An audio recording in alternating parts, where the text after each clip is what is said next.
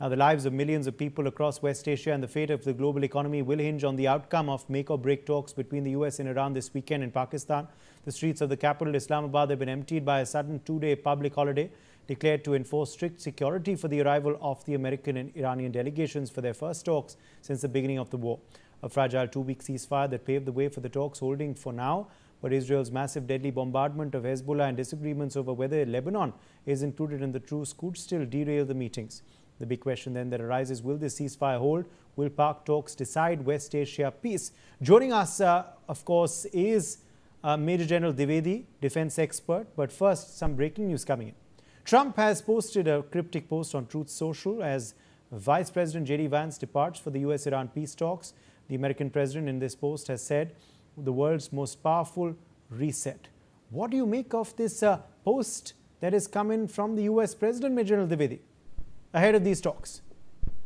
Well, Uday, first and foremost, the talks, are still to start. But the point is that the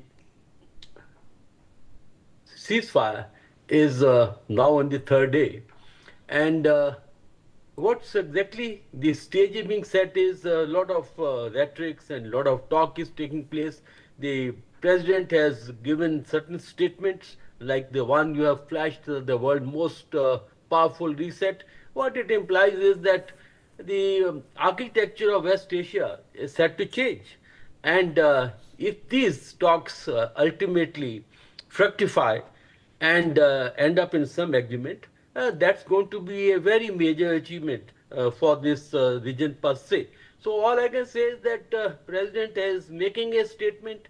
He is anticipating that there is going to be a big geopolitical change in the architecture of the West Asia. But the point is that's can't be certain, because the issue is, there are 3-4 very important points. Firstly, the ceasefire is always very fragile. They are always very shaky, especially in the first 3-4 days. And that's the period that we are now witnessing, because there are certain misunderstandings, there's a lot of bad blood, mistrust, distrust, all that goes on.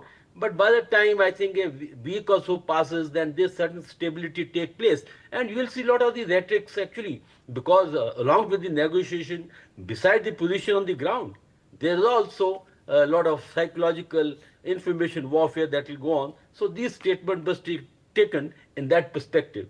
Okay. Appreciate you joining us, Major General Dwivedi, with your perspective.